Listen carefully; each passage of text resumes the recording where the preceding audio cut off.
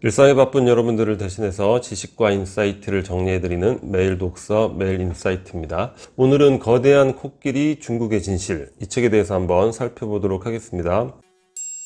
중국 현대사의 시작은 마오쩌둥으로부터 시작이 되죠. 07과삼, 0이 70이고 과가 30%다 이렇게 평가를 하곤 하는데, 중국은 이렇게 분열되어 있을 때 극한의 혼란이 늘 찾아오잖아요. 중국 백성들도 늘 전쟁에서 다퉈야 되고 살기도 힘들고, 그러한 중국 대륙을 다시 통일을 한 거죠. 중국의 어떤 천하관이라는 게 있죠. 우리는 항상 대륙이 통일되어 있어야 한다, 뭐 그런 부분, 그런 공이 70%라고 인정을 하는 부분이고, 근데 실제로는 과가 30%보다는 더 많죠. 대륙 통일 이후에 대약진 운동이라는 일종의 삽질을 하게 되는 거 아니에요? 영국의 철강 생산을 막 능가하겠다 해서 집집마다 철광 고로를 설치하게 하고 철을 녹여서 생산하라고 막 지시를 하니까 농사에 필요한 농기구라든가 뭐 밥 먹는 도구까지도 다 녹여가지고, 그리고 참새가 곡식을 먹으니까 저 새는 나쁜 새다, 이 한마디에 중국 전 인민들이 참새를 잡는,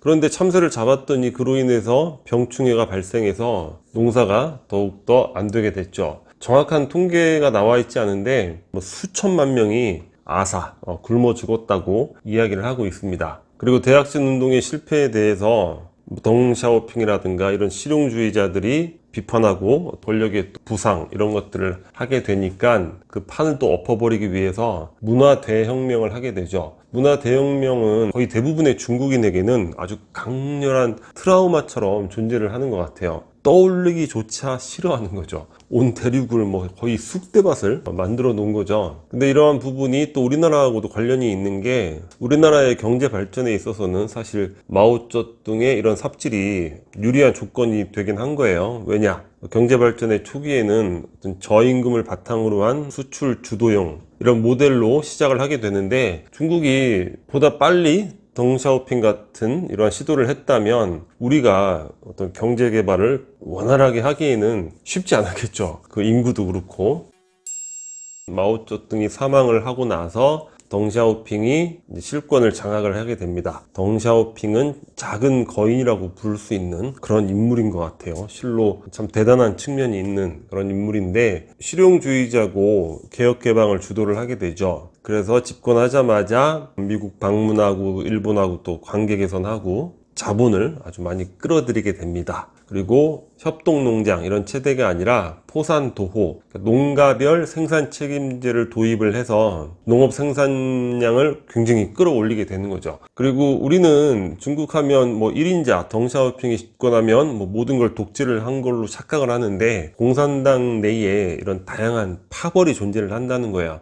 덩샤오핑 혼자서 모든 것들을 그냥 마음대로 할 수 있는 그런 구조는 아니었다는 거죠. 보수파의 거두인 천윈이라는 사람과 항상 대결하는 구도였고, 그러니까 보수파를 무시할 수 없었다는 거예요. 보수파의 눈치를 보면서 개혁개방을 해야 되니까 쉽지 않은 거죠, 덩샤오핑 입장에서도. 그리고 중국의 지도체제를 1인 독재 이런 체제가 아니라 집단 지도 체제로 구상을 한 게 바로 또 덩샤오핑입니다. 마오쩌둥 시대를 살아보니 이 한 사람이 권력을 갖고 오락가락하면 이게 온 대륙이 이게 쑥대밭이 되는구나, 아주 뼈저리게 느낀 거죠. 그래서 7인의 정치국 상무위원을 두고 어떤 결정을 할 때는 이 7인이 다 합의를 한다는 조건 하에서 결정을 내릴 수 있는 이러한 집단 지도체제 시스템을 바로 덩샤오핑이 만들게 됩니다. 그런데 하부 구조가 상부 구조를 지배한다고 하잖아요. 경제에 있어서 개혁 개방을 하다 보니까 어떻습니까? 자, 상부 구조, 정치적으로도 개혁을 요구하는 거죠. 당시 중국의 대학생들이 시위를 굉장히 많이 했다는 거예요. 그것의 절정이 1989년에 천안문에서의 시위가 되는데, 덩샤오핑이 실용주의자긴 하지만 공산당의 어떤 유일한 지도 이런 부분에 대해서는 뭐 추호의 흔들림, 다른 생각이 없었다는 거죠. 그래서 여기까지는 도저히 봐줄 수가 없다. 그래서 천안문에 인민군을 투입을 해서 대학생들을 사살하는 그런 끔찍한 사태가 생기게 되죠. 그러니까 이후에는 중국 공산당에서도 보수파가 득세를 하게 되는 거죠. 봐라, 저렇게 개혁개방하다가 우리 공산당조차도 위험해질 수 있다. 인민들을 어떻게 통제할래? 이렇게 되는 거예요. 그래서 이후 장점인의 후계체제를 만들어 두고 은퇴를 하게 되는데, 보수파가 주류니까 개혁개방이 움츠러들 수밖에 없겠죠. 그래서 가만히 지켜보다가 1992년도에 기차를 타고 개혁개방의 상징적인 도시들을 시찰을 하게 됩니다. 그 사건을 남순 강화라고 부르죠. 더욱더 개혁개방을 해야 된다, 이런 모습들을 봐라. 그리고 군대를 움직여서 장점인에게 겁을 주는 거죠. 너 계속 그렇게 보수적 정책 하다가 바꿔버리는 수가 있어. 그랬더니 이제 장점인이 깜짝 놀래가지고 아주 강력한 개혁개방 흐름으로 다시 돌아가게 됩니다. 중국 정치에 유훈을 남겼는데, 그 유명한 도강양회, 그러니까 나서지 말고 어두운 곳에서 힘을 길리라는 거예요. 그리고 절부당두, 절대 우두머리가 되려고 하지 마라. 대단한 식견을 가진 그런 정치인이 아닌가, 이런 생각을 또다시 갖게 되는 것 같습니다. 중국식 사회계약의 명암. 그러니까 중국식 사회계약이라는 거는 천안문 사태와 이제 선부론, 이 두 가지로 설명을 할 수 있을 것 같아요. 선부론이라는 거는 덩샤오핑이 남순 강화를 할 때 내세웠던 표어죠. 먼저 부자가 되어라, 이런 내용인데, 천안문 사태는 정치적으로 공산당에 도전하지 마라, 이런 의미를 담고 있고, 선부론은 자, 경제적으로는 개혁개방, 자유다, 열심히 먼저 부자가 되어라, 이런 개념이 되겠죠. 이게 암묵적인 중국식 공산당과 인민들의 어떤 사회계약이다, 이렇게 이 책에서는 이야기를 하고 있습니다. 자, 명암이 있는데, 일종의 밝은 긍정적인 측면은, 자, 덩샤오핑 이후 장점인 10년, 후진타오 10년을 거치면서 어떻게 되죠? 중국이 인류 역사상 가장 거대한 규모의 경제 성장을 하게 되죠. 사실 그 누구도 이 정도까지 경제 성장을 하리라고는 예상하기 어려웠을 거예요. 저도 90년대에 우리 한중 수교도 하면서 뭐 중국도 가보고 뭐 이렇게 했지만,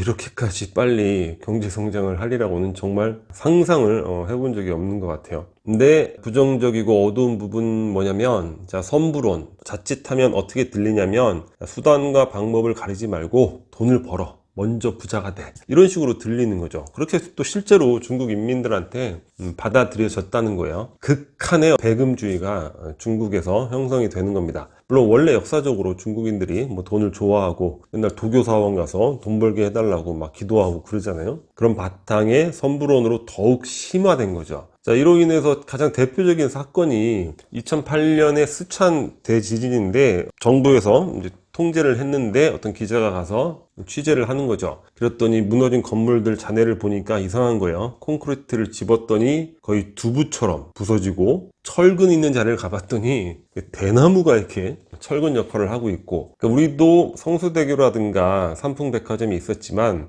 그런 것과는 비교도 안 되는 두부 콘크리트, 대나무 철근, 이런 것들이 이제 배금주의, 돈을 빼먹기 위해서, 그리고 중국인들의 부정부패, 공산당 간부들에 의해서 자행되고 있는데, 그 단위가 조 단위예요, 조 단위. 그 부정부패의 그 수준이 거의 한 국가의 1년 총예산, 이렇게 되는 거죠. 한 사람의 부정부패가. 그리고 인본주의가 거의 완전히 실종되는 겁니다. 멜라닌 분유 파동, 세계가 경악을 했잖아요. 뭐 그리고 음식, 이런 것들은 잊을만 하면 한 번 나오고, 뭐 우리 김치, 고춧가루 부족하면 빨간 벽돌을 갈아가지고 고춧가루로 쓰고, 이건 상상하기 어려운 그러한 문명이라고 할 수 있는 거죠. 그래서 중국이 어떤 세계인들의 존경은 고사하고 호감을 얻지 못하는 거예요. 미국과 중국의 갈등, 패권을 다투는데, 뭐 우리가 미국을 좋아하는 건 아니지만 중국이 너무 심하니까 어떤 인류를 위한 보편사상, 뭐 이런 것들이 있는 것도 아니고, 늘 자기 마음에 안 들면 우리 뭐 보복, 사드 보복 하듯이 경제 보복이나 하고, 그리고 이러한 배금주의적인 이런 문명의 모습들, 이로 인해서 어떤 전 세계의 호감이나 인정, 그러니까 리더 국가가 되기에는 그런 부분들이 아직은 상당히 부족하다,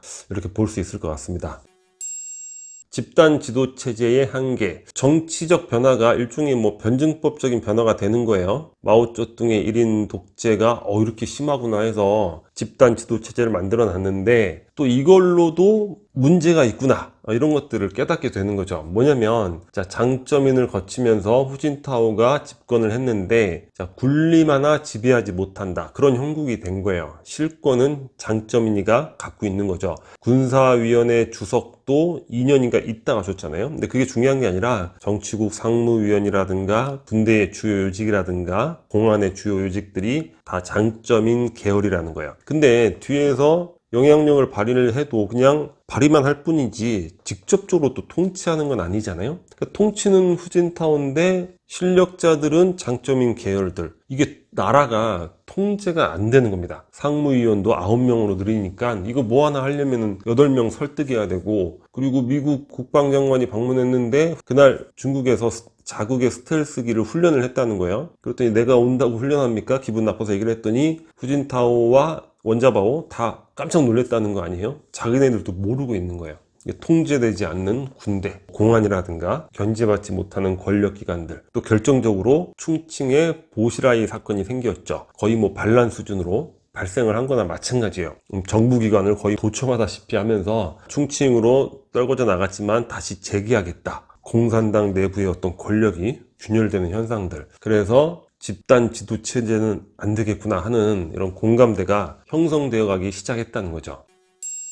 그래서 이러한 문제점을 해결하기 위해서 좀 보다 강력한 리더십이 필요하겠다, 이런 것들을 이제 느끼게 되는 겁니다. 경제 성장률이 저하되고 있죠. 인민들의 불만이 고조될 거예요. 이런 것들 제대로 리더십을 발휘하지 못하면 통제하기 어렵죠. 극한의 백임주의, 이런 거 통제하기 어렵습니다. 대중봉기, 우리가 공산당이 아주 견고하게 지배하는 걸로 착각을 하는데 매년 뭐 거의 수십만 건의 대중봉기가 중국에서 여전히 발생을 하고 있다고 합니다. 춘추 전국시대 뭐 군벌들 그냥 군사 하나 딱 떼가지고 예를 들어서 보시라이, 충칭 이런 데다가 하나 나라를 만들면 되는 거죠. 뭐 그런 식으로 하다 보면 또 상해에 나라 만들어지고 또 선전에도 나라 하나 만들고 이런 식으로 돼버릴 수도 있겠다. 그리고 국영기업의 과도한 특권들 너무 심하다는 거, 견제받지 않는 상무위원들 부정부패 누구도 건들 수가 없는 거예요. 거의 동등한 수준이기 때문에. 그래서 안 되겠다. 그래서 이제 시진핑에게 권력을 밀어주게 됩니다. 근데 이게